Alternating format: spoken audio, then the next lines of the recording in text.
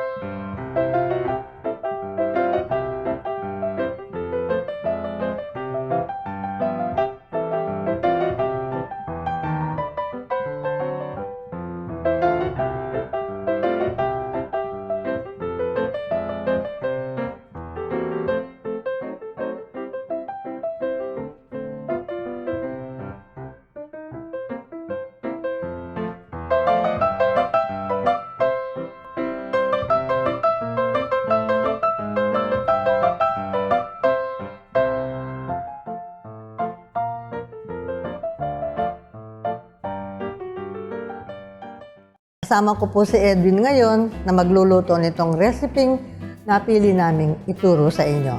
Medyo mabusisi po pero pagtiyagan yung panoorin kasi masarap ito. Pancit luglug. This is a simple recipe na kaya lang po nagmukhang mabusisi because we will try to teach you how to do it step by step. Actually, if you don't like pork, you can simply use shrimps or you can use chicken. Pero traditionally po, ang Kapampangan na pancit luglug baboy ang ginagamit. Yung parang mukha ng baboy yung ginagamit sa sisig. So, to start, first, I would like Edwin to warm the oil.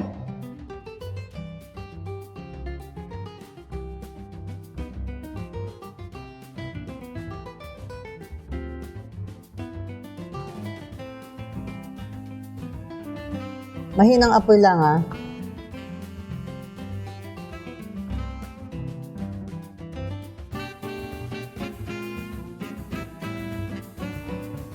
Tapos, konting init lang. And then, we will add the chwere seeds. Tapos, pag nakita ninyong parang lumalabas na yung kulay, at huwag nyo ngayon kayong kumulo yung mantika, ibalik natin dito sa bowl. Pagka kasi pinakulo natin yan, nagkukurta yung kulay. So, just heat it until warm. Ako, bago ako mag-umpisa sa bahay niyan, pag nagluluto ako, I will, iwa-warm ko na yung mantika sa kawali, tapos ibubuhos ko sa atswete seeds. Ngayon, dahil marami ng atswete color na nabibili, you can use that to color yung... Marami. Kailangan. Magdadagdag na lang tayo ng cooking oil mamaya. Paggisa. Paggisa yan eh. Yung color niya pwede. Yung kulay niya, pwede na yan kasi ibababad ko pa yan sa tubig. So, ibuhos mo ngayon dyan.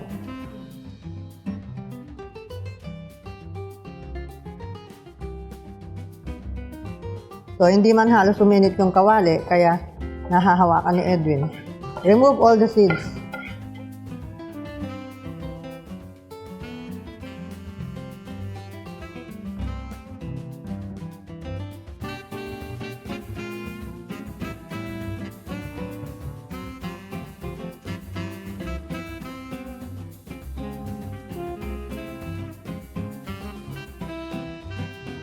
Okay.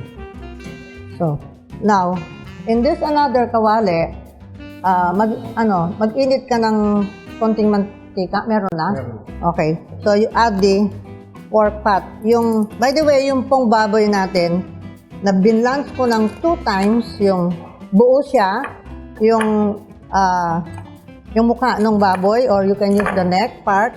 Tapos, I simmered it in a bay leaf or laurel, peppercorn, at saka konting asin. Plus enough water to cover. Pero wag nyo masyadong palambutin kasi we will be cooking this pa. Oh. Now, as you saute that, ang ginagawa ko po, naglalagay ako ng atswete color. Pag nagkukulang yung mantika. Kasi gusto ko, mapula din yung yung topping niyang baboy. So, meanwhile, dito naman, I need another kawali, a small one.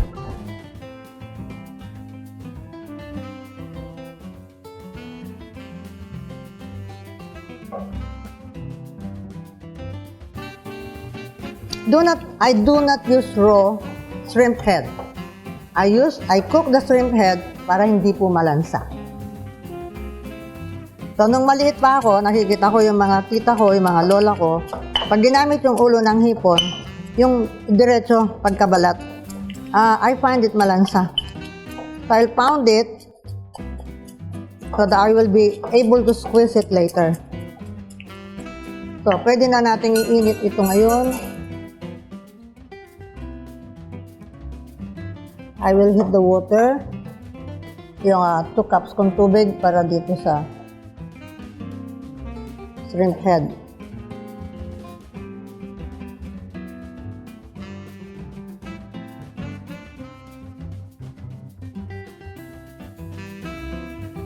Tagal pa yan.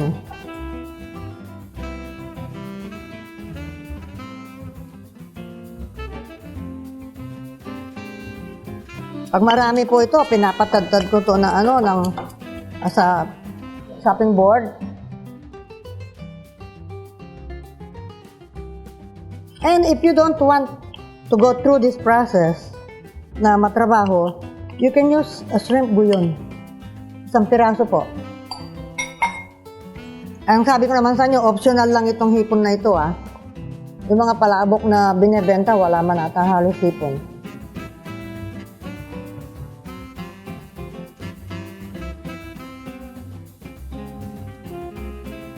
So we'll boil this to extract the juice.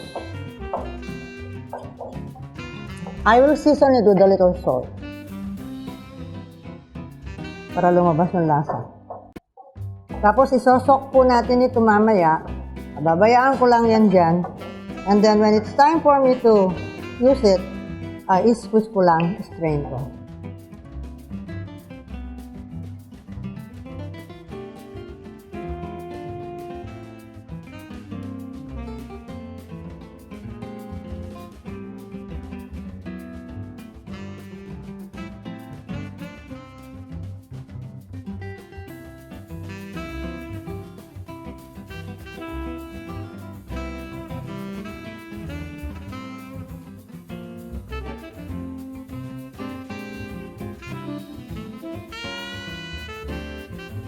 I grew up in a barrio where there are plenty of good cooks. From our family lang, ang dami pong magagaling magluto. And I used to watch my tita selling palabok. Oh no, it's luglug. It's not palabok. Selling luglug. And by the way, luglug in Kapampangan means was. So mamaya po, when we cook the bihon, ginaganon sa tubig ng mga tita ko yung bihon nun. Yun ang tawag doon, niluluglug, inuhugasan nila yung bihon doon sa tubig. Ginaganon-ganon. Per serving yun, sinosok-sok nilang ganyan hanggang sa lumambot yung bihon. Okay. Okay. From the lots of garlic na pin-prepare kanina, kukuha po tayo dito ng konti. Igigisa ko yung gigisa ko dyan sa baboy na yan. So yung garlic na yun, total na po yun ang gagamitin. Pwera dito sa sliced garlic. Yung sliced garlic, sa topping lang po ito. Para lang magandang tingnan.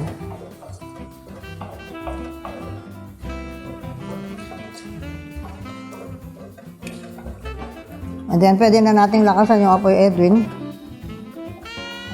Para mabilis. So, we'll add the sibuyas.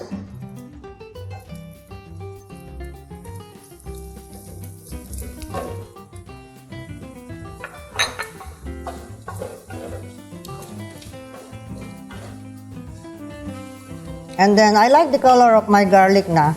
So, I stop na yung cooking.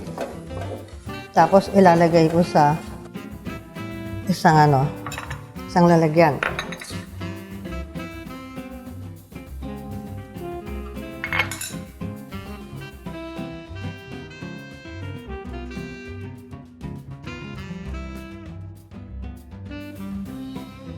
So, paglanta na yung sibuyas, Edwin, pwede mo nang ilagay yung hindi pa lanta. Pwede mo nang ilagay yung meat ng pork, yung laman. So, this is our fried garlic.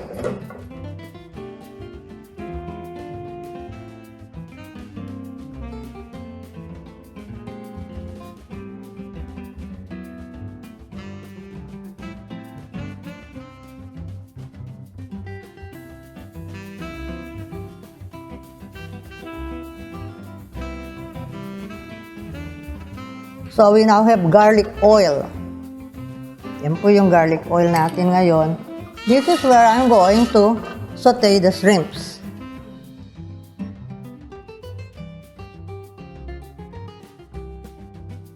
So, dahil meron na tayong oil dito, I will just add a little garlic.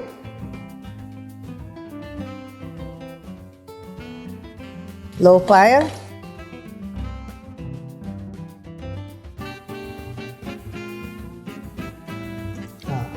Si Edwin, i-add niya yung meat. Tapos, I'll add the patis for the fish sauce. And then the vinegar.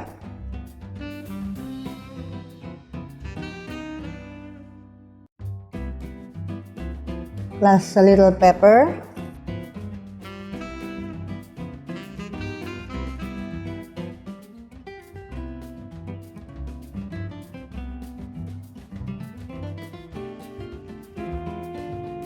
Tapos bring it to a simmer para yung acid po ng vinegar medyo mag-evaporate. And now we will put the shrimps. Again, I tell you, this is optional, hindi naman po kailangan lagyan ng hipon yan. Para lang maganda yung presentation mamaya.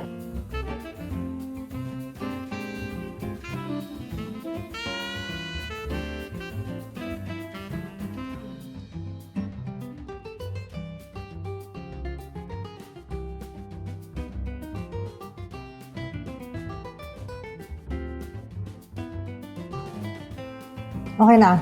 Yes. Okay na. Now, set this aside. So, you will get all the lasa dun sa mga pinaglutuan natin.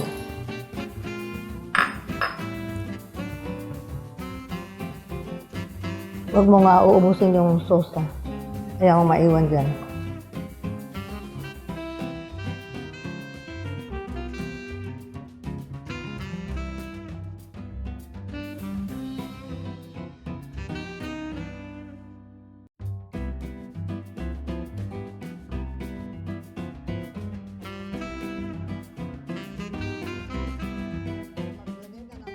Kayudin mo lahat yung nakadikit dyan. Yan po ang flavor. Huwag niyong itatapon yan. So, yung topping natin, malapit nang makumpleto. We have the garlic, the shrimps, optional lang po yan. And then we have the pork. Malapit na tayong magmerienda.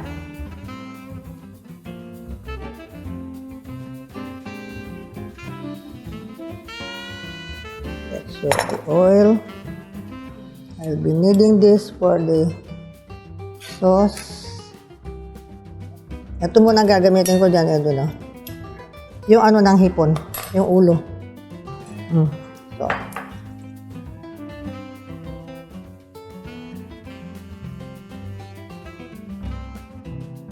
Sisimmer natin ngayon yan.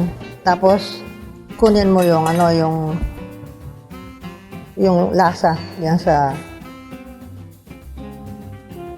masakit po kasi manusok ng ano ng kamay yung balat ng hipon dyan. That's why I don't want to squeeze. To simplify the process, you use a shrimp bouillon cube.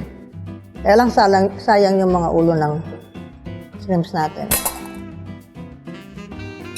We will add sweaty oil dito sa ating stock pot. Lutuin na po natin yung ating sauce.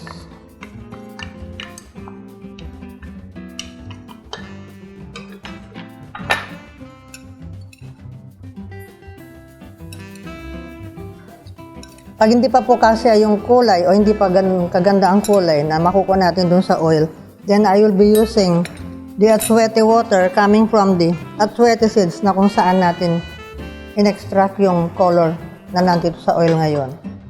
So, turn the flame to low. Tapos, we'll add the rest of the garlic. Maybe, magtitira akong konti.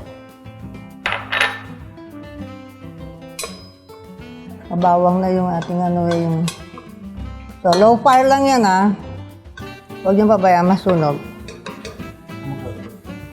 Dito sa luglug ito. Tapos mamaya, pagsasama-samahin ko lang yung broth dito. Tapos ititikan lang natin ng rice flour na kanina pa nakababad at saka cornstarch. Tapos season it with according to taste. Pwede na yan. I-off mo na yan. Ito ngayon ang haluin mo. So I'm dissolving the cornstarch in 1 cup of water. Tapos mamaya, i-strain po natin ito pag ibinuhos ko doon sa doon sa sauce natin.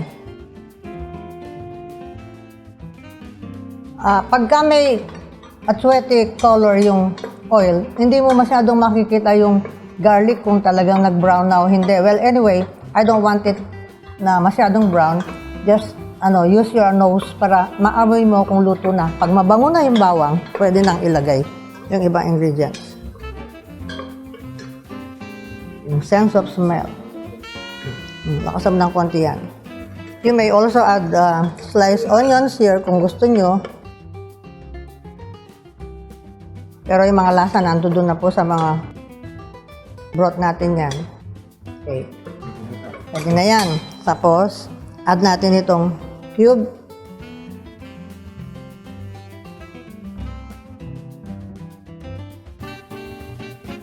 Tapos, i-add mo na yun.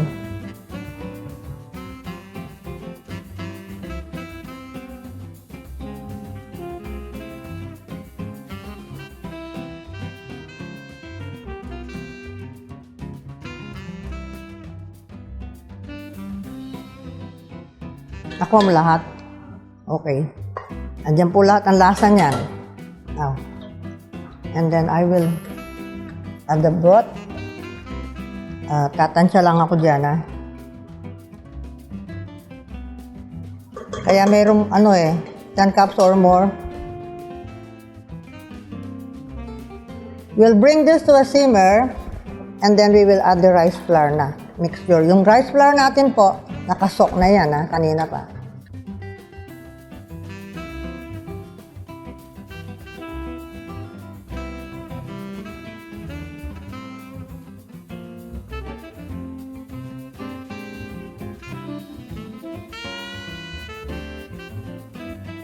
I normally add a lot of liquid, more than what is needed pag gumagawa ako ng sauce ng luglug or palabok, kung anong gusto kong gawin. Why? Because it makes the sauce stay longer. Ibig sabihin, hindi po siya agad mapapanis. Pag ang niluluto nyo, binigla nyo lang sa dami ng cornstarch para lumapot agad at sandali nyo lang pinakulo, madali pong mapanis yun. So ako medyo, inaanuhan ko ng konti, tinatagalan ko ng konti ang pagpapakulo.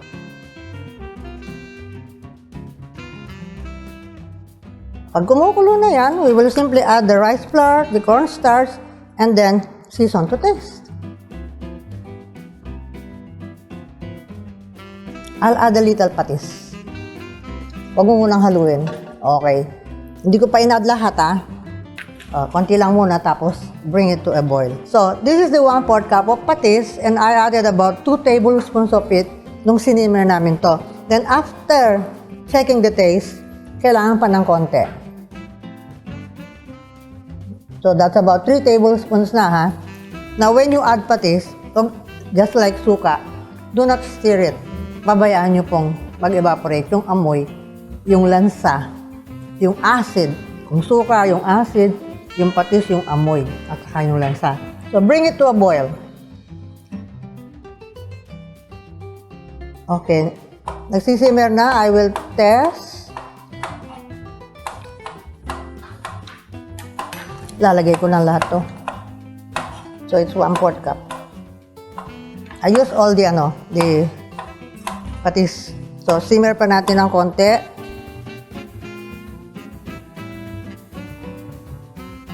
And meanwhile, Edwin is now slicing the kamyas. Kapampangan po, I grew up na yung mga tita ko, nagluluto ng mga ganyan, and they use kamyas, hindi po kalamansi. But, of course, you have a choice, kasi hindi naman parating may kamyas. So, pag panahon ng kamyas, gusto nyo i-try nyo. But, ang nakikita ko ngayon sa mga nagtitinda, it's kalamansi because kalamansi is halos all year round. Lahat ito. Hindi, tama na yun. Okay, now I'm going to turn off the flame and I will strain the rice flour mixture dito, yung nakasok.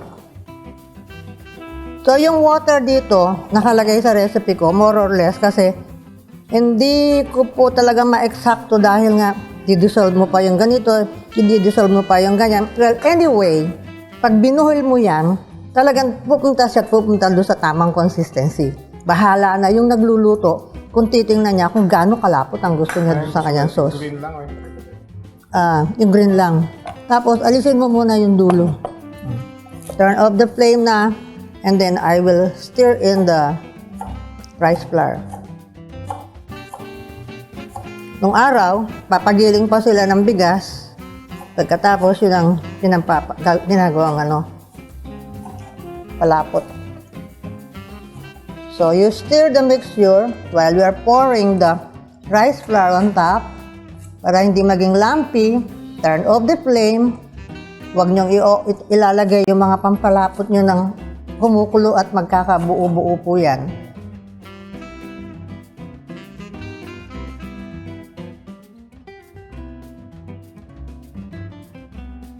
Now, you have to keep on stirring this until maluto yung yung bigas. How do you know kung luto na yung bigas? Tikman nyo po. Kailangan hindi nalasang rice flour. I will also add a little color. Dahil nung in-add ko yung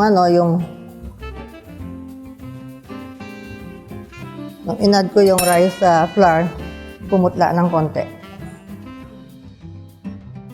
But I don't want it very red.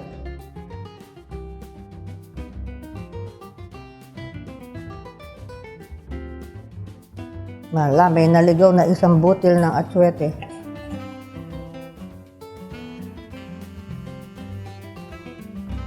Okay, keep on stirring. Low fire or medium.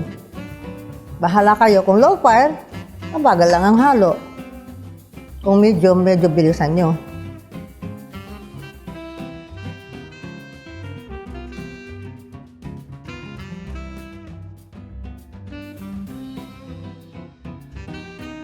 Ito po yung atsuete water na nakuha ko dun sa atsuete seeds na ginamit natin para pinalabas natin ng kulay sa mantika. Tapos, sinok ko po sa tubig na may konting lihiya. Yung nilagay ko sa bote kanina. I will add it. Gusto ko mas makulay. Para makita nyo sa TV. Yung itsura niya. So, next step po, turn off the flame. Put the strainer, and then this is the cornstarch dissolved in 1 cup of water.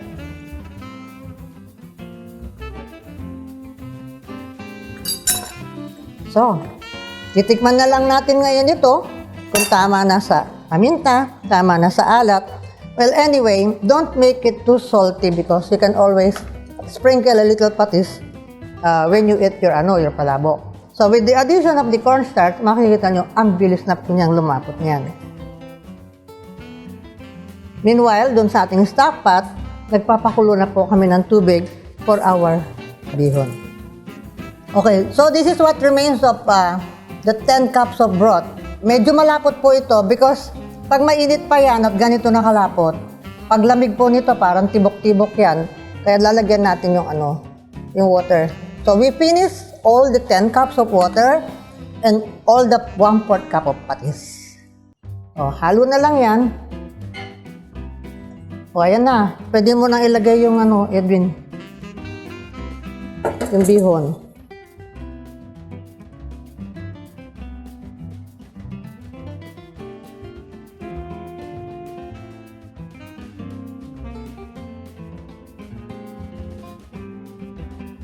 This is now our sauce. Ito po yung consistency niya pag mainit.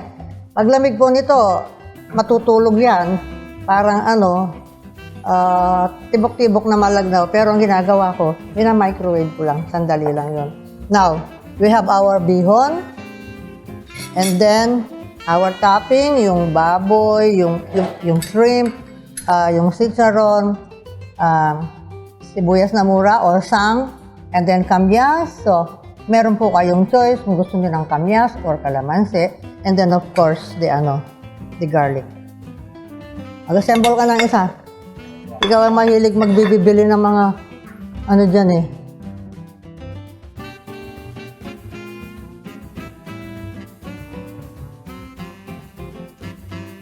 Gawin mo ng dalawa yan, Dito pa. Gawa mo yung asawa mo, gagawa ko yung asawa ko, na tatay mo. Tapos, you put the desired amount of sauce that you want.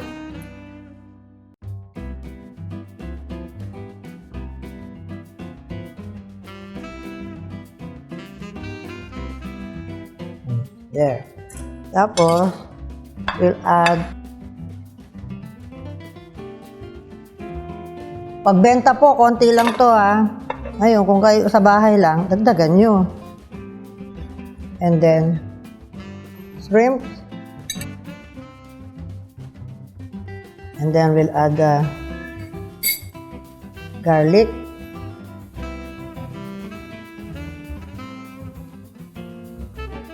And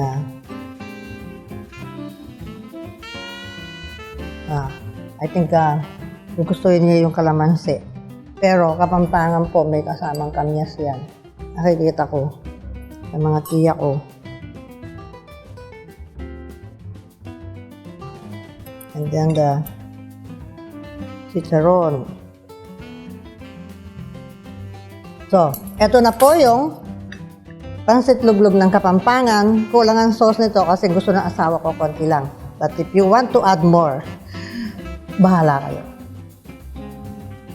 Hey, excited na ako, of course. Yung kamyas, Kapampangan to eh. Oo. Pero yung ayaw ng kamyas, kalamansi. Diba?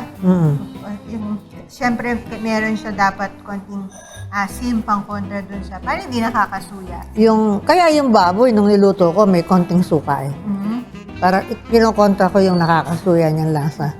So, yung toppings nito, actually, bahala na kayo kung gaano karami. Pwede niyong itabi yan eh. Hindi naman agad napapanis yung mga toppings na ginagawa. Oo. Ginagawa ko. Kasi Basta matagal tama kong... yung pagkagawa. Yes, matagal kong hinahalo. Sauce, diba? Ayan. Hindi yung minadali. Alam niyo, yung iba, sa mga hindi pa nakakapunta sa Pampanga, no? Kung makikita ninyo ito sa mga... Usually, this is served sa mga naghahalo-halo, no?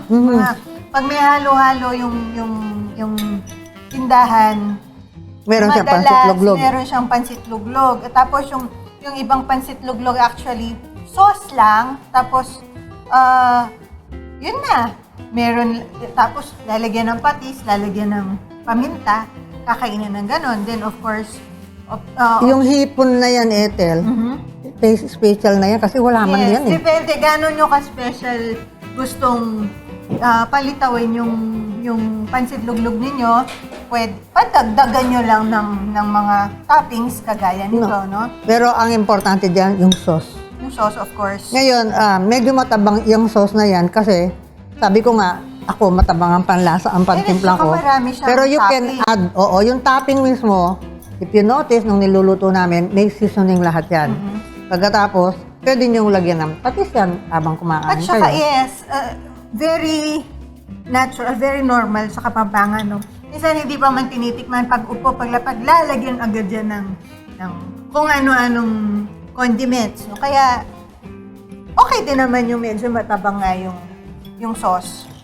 Para, pag nilagyan ng condiments, Medyo matabang nung magkaroon ng ano. So maybe, pwede silang maglagay ng additional na 1 to 2 teaspoons of salt doon sa sauce niya, doon sa luglug. Ganun lang. bigyan nyo ng patis yung pakakaitin ninyo. Bahala na siyang mag- Paano kung tinitikman yan pag nagluluto akong ganyan? I get a small amount of noodles, lalagyan ko ng konting sauce, sa isang kutsara, lalagyan ko ng, yung oil lang ng sahog, then I taste. Okay na. Tapos, kung kulang sa asin, halo. Pero pag sobra sa alat, mahirap. First, let's serve with puto or Pandesal. Diba? Ayan. I eat that with pandesal also. Subukan po ninyo ang aming recipe. Sana magustuhan ninyo. For your questions, comments, and suggestions, dito sa message sa amin pong Facebook page, facebook.com/Mrs.Galang's Kitchen, and to view our old episodes sa amin pong YouTube channel, Mrs. Galang's Kitchen. Sa amin pong mga subscribers and regular viewers, maraming salamat po. No? Lalo po kaming na-encourage na magpakita ng magagandang recipes na ma-enjoy ninyo at magagawa. No? These recipes are tried and tested. Kailangan madaling gawin at Yes. masarap. Oo, and we make sure na kaya ninyong gawin at masarap. So hanggang sa susunod na episode, maraming salamat.